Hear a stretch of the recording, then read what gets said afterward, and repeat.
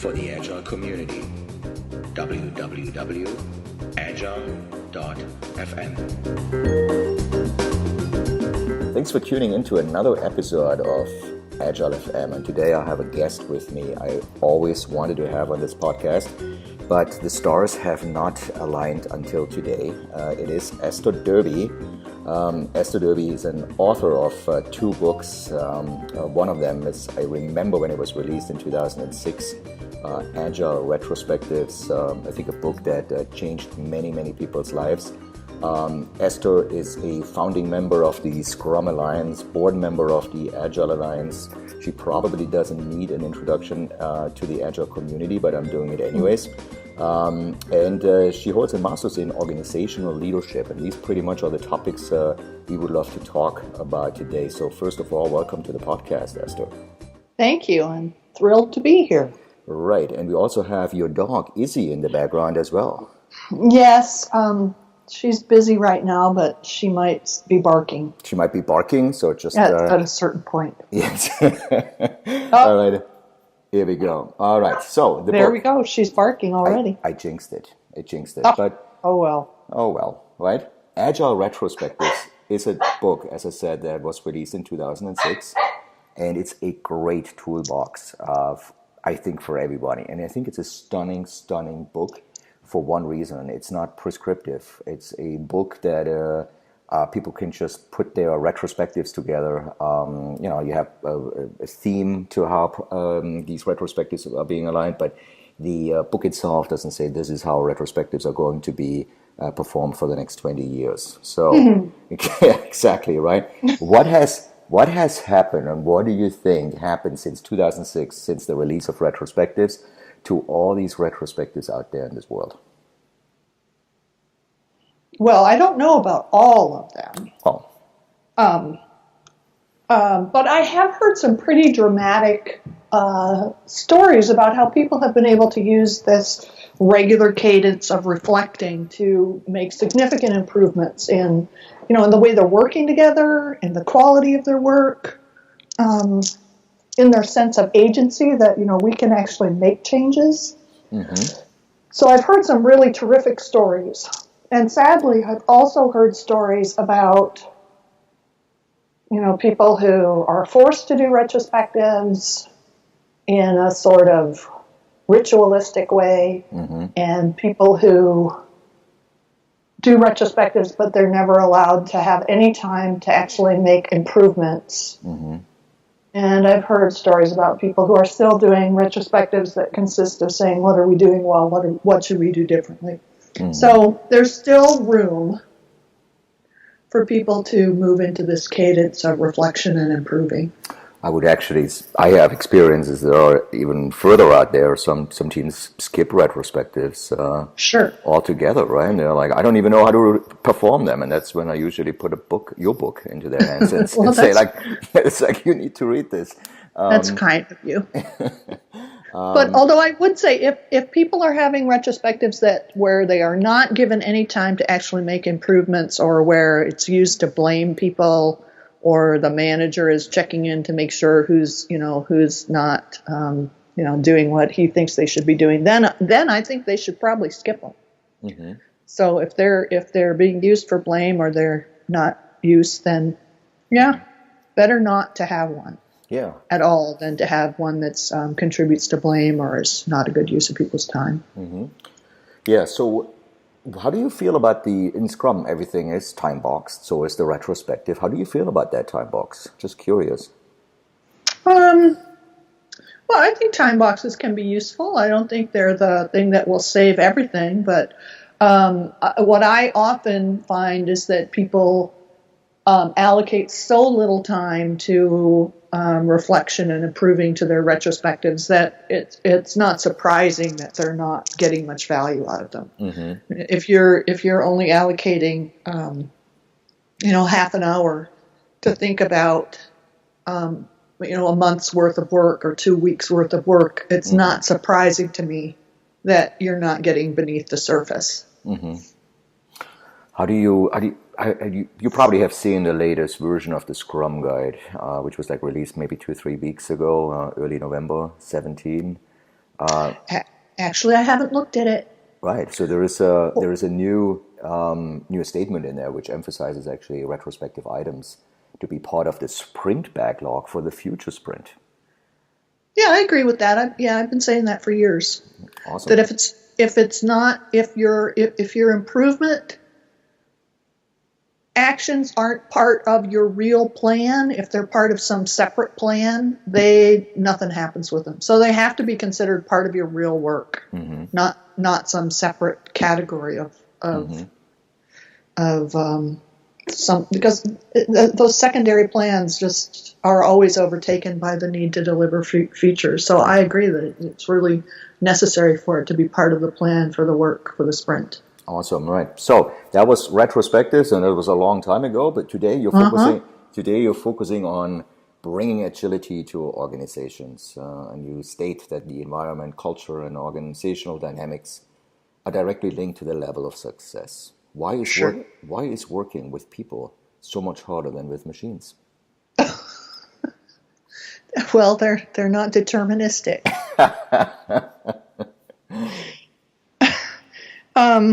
Why does it entertain you so much in the cultural and organizational dynamics in particular?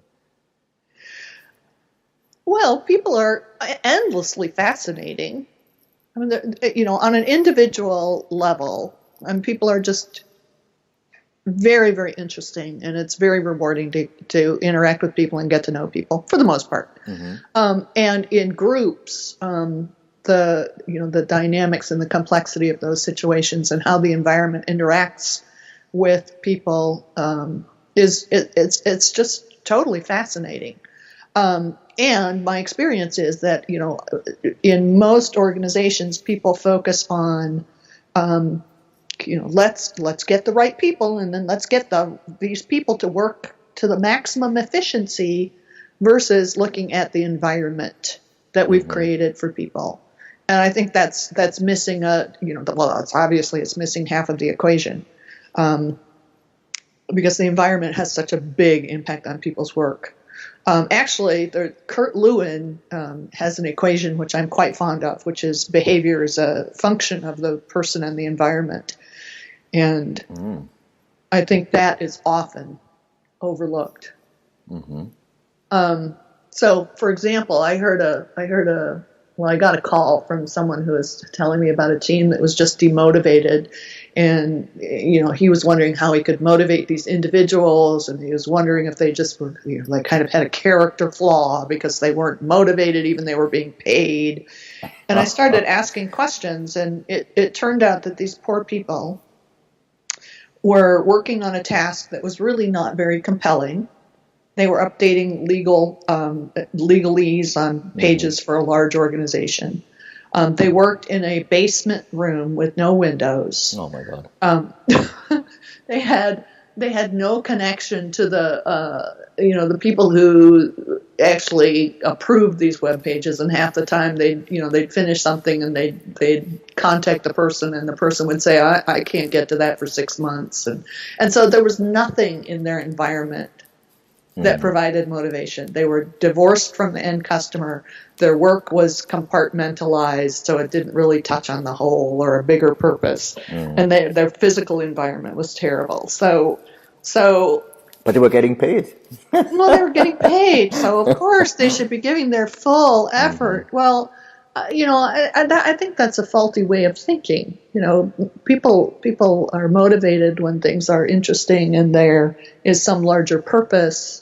And they were being dutiful. It's not like they weren't doing their job. They just weren't highly motivated. So in that case, there were some limits about what they could do, since the design of the work was such that it was intrinsically not particularly motivating, but there were other things they could have done to make the environment more hospitable to humans. What do you think are the factors for a higher morale? Obviously, it's not the pay, but what increases the motivation of doing a stellar job on a specific project? Having a compelling purpose, one that is meaningful, that is challenging, that that is clear enough that people can actually grasp what it is to do is a big part of it. And then having the means to do that. I was talking to a group last week about the conditions for engagement and motivation, and it's really understanding the why and having some boundaries, but not having the how be dictated. Right. So I see that as a common theme, right? The how part. When you tell specialists, experts how to do things, not very motivating. Oh, terribly unmotivating. Yeah. And a waste of capability, of human potential. Right. I'm doing it because somebody said that's how they want it. Yeah. Sad. Yeah. Sad. How do you go home at 5 o'clock? How do you feel? Yeah. Yeah. How do you make it until 5 o'clock without feeling dispirited? I think it's the bigger question. Well, so this was from a moods level. That was the low point of our podcast here today, right? So we reached the low point. We're gonna go now to a higher level. We're gonna go to success. We're gonna go to success in organizations. Obviously, you're spending a lot of time with organizations of introducing or cultivating agility. What I hear when I'm speaking with people, they're like, yeah, I can sense that Agile is making a difference. I can sense that people do things differently, and it might feel like we're doing more, but how do we measure success, and how do you measure success in an organization? Saying like, this is since the introduction of Agile, like X years ago, we have seen the following changes, and where do you what kind of, I don't know if there are metrics you're using or things you're observing where you would say there is an evidence of success? Well, I think there's a lot of ways you can look at success. You can look at are we delivering products to our customers that our customers value? Has the cost of maintaining our product gone down because we're delivering fewer bugs and higher quality code? Are we financially in a better situation because our products are more successful? So that's sort of the business side of things.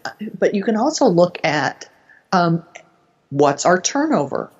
Has our turnover gone down? Has our sick time gone down?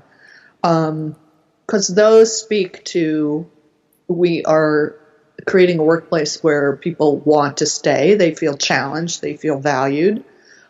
It talks to reduced levels of stress, which is directly tied to absences from work.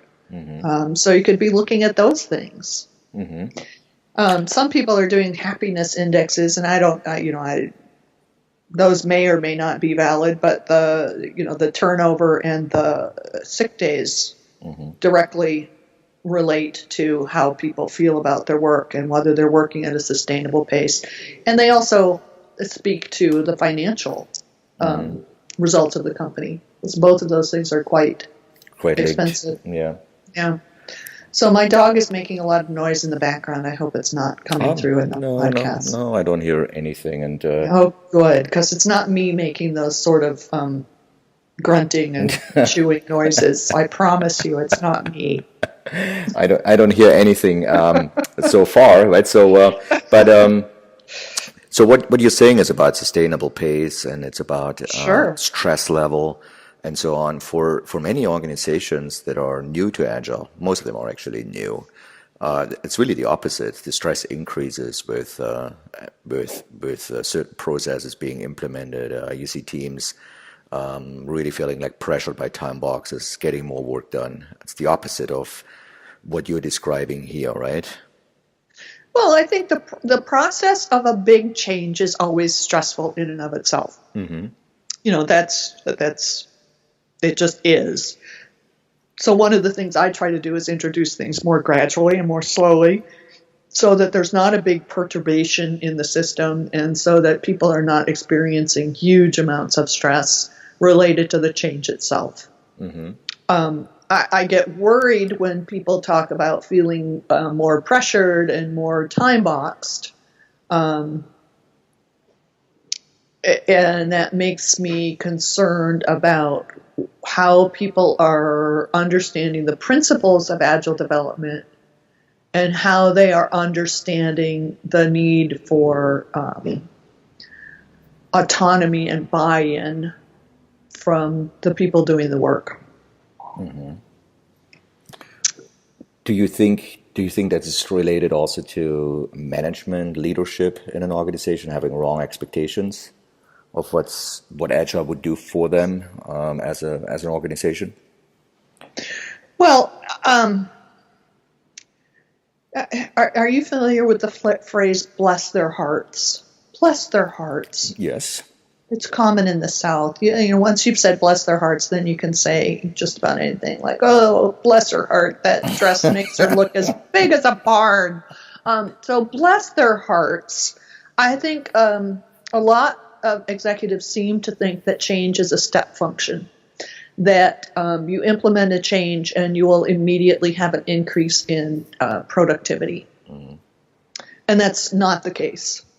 It is almost always the case that when you bring in some change that requires people to think differently and behave differently and have different relationships and learn different skills, there's actually a dip in people's productivity and performance. Sure. Mm-hmm. Right. So yeah, I think there is a mismatch between the reality of change and the expectations of the benefits of Agile. Mm-hmm. I also think that a lot of places that attempt to, and I'm using this word in quotes, install Agile on the team level, but don't look at how work flows through the organization in general. Mm-hmm. And they don't necessarily examine, what are the patterns that are getting in our way and what holds those patterns in place. Mm-hmm. So it's in some sense superimposing a process without looking at what the underlying processes are and whether they're compatible and what needs to shift in order to move towards something more effective. Mm-hmm. What do you work with a ton of leaders out there. What do you hear from their end? What is from a coaching, consulting perspective? What do you hear from them? I mean, we have explored on the team level. There's a lot of material out there on how to introduce Agile on that team level you were just describing, right? Which is essential. I feel like it's essential. But what do you hear from leaders about the flip, the change, the installing Agile? Yeah. Well, I the ones that I work with closely recognize that it involves change on their part as well as on the team's part. Mm-hmm. In some ways, it involves changing the questions they ask about how things are going. It involves shifting the way they focus their attention on, individuals or teams versus on how work flows through the system. Mm-hmm. And that's, it's a different way of thinking than we have been taught, right? And very often people, when they've grown up in a system and they have experienced success within a system, it's not particularly easy to shift that thinking. Mm-hmm. And most of our organizations are really designed in the image of a machine so even when they do shift their thinking, sometimes it's difficult to make change happen within these organizations. This is one of the reasons I advocate small changes. Because they don't create chaos and they don't freak mm-hmm. people out. Right. It kind of eases things and it gives people time to learn mm-hmm. as they go and shift their thinking as they go. Mm-hmm. So you have on your website, I found a chart. I think it's a few years ago you released this, and it's like the environment for Agile success. What is, and one of the things is really, you're using the M word on that chart, like management, right? Where a lot of people try to stay away these days. For me, it's like, management, leadership. there's morale, there's clarity, capability, decision-making, group effectiveness. Could you, just for the listeners visiting your site, interested in that model, why do they exist? Why did you put these things together, and why are they exactly like this? I'm super excited about morale, for example. Well, I think all of those things are sort of mutually reinforcing. And I'm trying to get to that page, so I'm looking at the same thing you're looking at. Yeah. So we have like in the inner core, we have the values, the mission. And of course, I just redid my website, so everything's, I don't know where anything is anymore. So the way people think about their organization is often like a machine, right? That's kind of the dominant image, whether it's consciously held or not, about an organization. But it's really far more complex than that, and there's, we don't have a direct causation. So all of these things are entwined. Everything touches everything. And these are some of the areas I look at in terms of the functional dynamics of an organization to understand where there is room to shift something so that, we can move towards something more effective. So the way people are doing management, what management practices are in place, and how people think about that job will affect how people are making decisions. It will affect morale. It will affect all sorts of things. I have lately started thinking about it in a way that distills it to what managers need to be paying attention to is clarity. Do people know what the work is, how it fits into the bigger picture, what the purpose is? Conditions, so do people actually have the means to do their work? And then constraints or boundaries, so that people know where their autonomy is. And when they bump up against something, they know they need to, we can't make this decision, so we need to go have a conversation. Which are in some ways the essential factors which we can use to influence the patterns that emerge in a complex system. Which every organization would fall into that category, I would assume, right? Yeah, there's work within an organization that isn't complex, but the organizations in themselves generally are. That's right, yeah. So from an organizational perspective, I mean, you've been doing this for many, many years, right? Are there any indicators for you when you walk first day, you're meeting with a new organization, new customer, you walk into this organization, is there anything you take away on day number one where you think like, wow, like things you notice instantly for this, there is Agile going on here, yes or no? It's like, are there any kind of key things you commonly see out there where you feel like an organization needs help in a specific area? Well, I would say that process happens long before I arrive on the first day. Okay. And sometimes that process results in me saying, no, I don't think I'm coming. So I guess one of the first things I look for is in those initial conversations, how are people defining the problem? How are the people I'm talking to defining the problem? And how open are they to exploring an alternate definition of the problem, or looking at different sorts of information and how that might inform how they conceive of the issue? Which is speaking to openness and flexibility and willingness to examine conceptions about the organization outside of, oh, we have a team that needs to be faster. Right. Do you work more with larger organizations, smaller organizations, or does it matter for you? I work with all sizes of organizations. Yeah. So, sometimes I work with 30-person companies, and sometimes I work with a division of 5,000 people of a company that's, 60,000 people.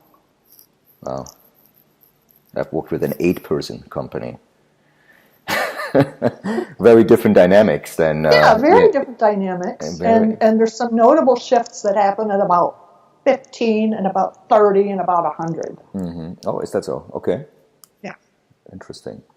Now, you have written the book we mentioned before, the Agile Retrospectives, together with Diana Larson. And Diana Larson is speaking at the Agile Miami conference, which we're putting together in February.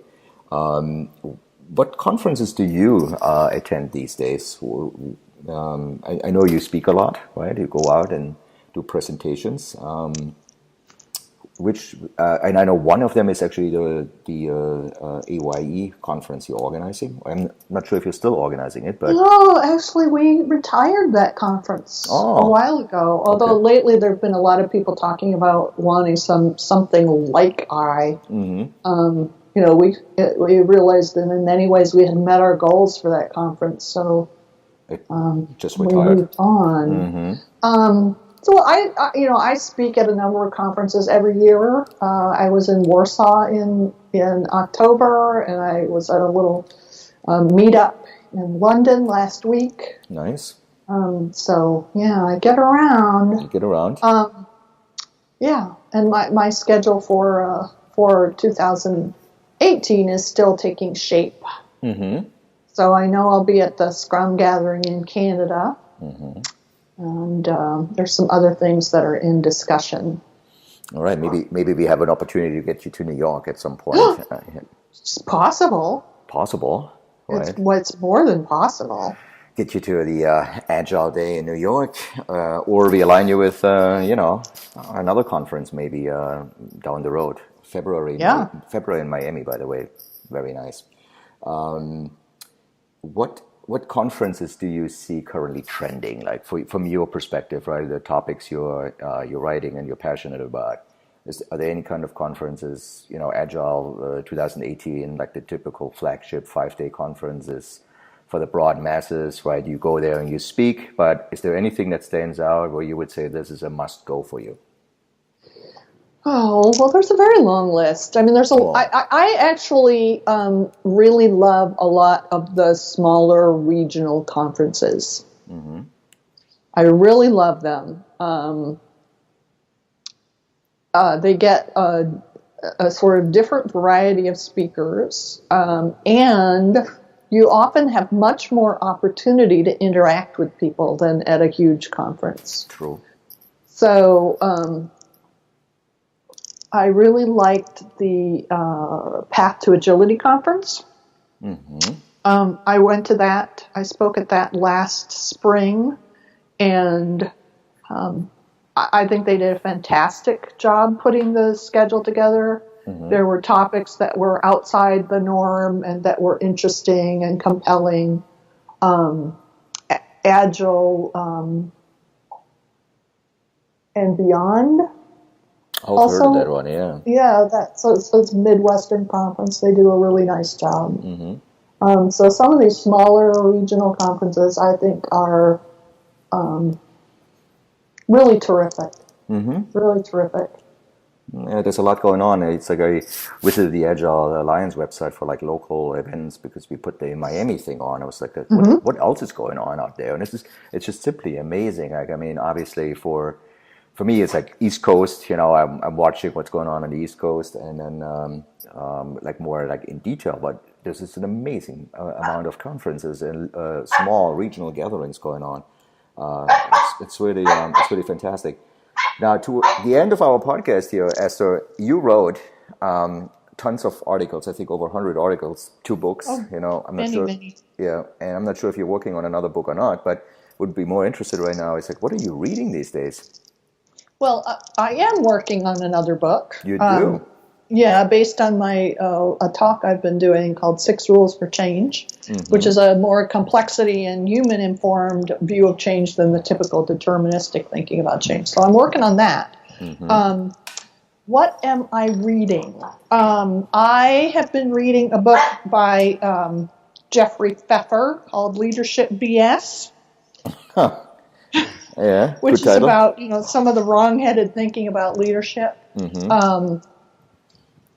I have been. Well, I should get out my little list and tell you what I've been reading. So it's all business, Well, no, it's not all business. If you want to know what I've been reading that isn't all business, I've been reading. I've actually been listening to a series called The Saxon Tales. Oh, wow. Which is about the time of the consolidation of the English kingdom under Alfred. Wow. Yeah. But I've been reading stuff about social network analysis. I've been reading stuff about complexity. I've been reading stuff about social history and the origins of accounting. Wow. Very, very specific topics, and probably to me totally unrelated, but probably for you they're very related. To me they're quite related. Yeah. Because everything touches everything. Everything touches everything, right? Well, Esther, thank you so much. I wanted to just get like a feeling here for what you're working on, and we got this amazing info that you're working on another book, the 6 Rules of Change. I'm not sure if that's going to be the title or so, but no one can ever tell.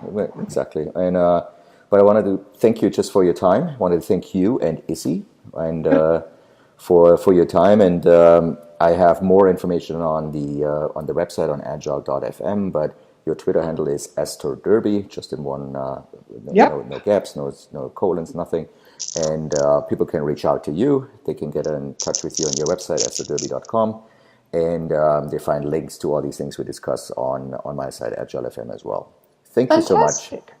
Yeah, thank you. It's been delightful chatting with you. Same here. Thank you. Thank you for listening to Agile.FM, the radio for the Agile community. I'm your host, Joe Krebs. If you're interested in more programming and additional podcasts, please go to www.agile.fm. Talk to you soon.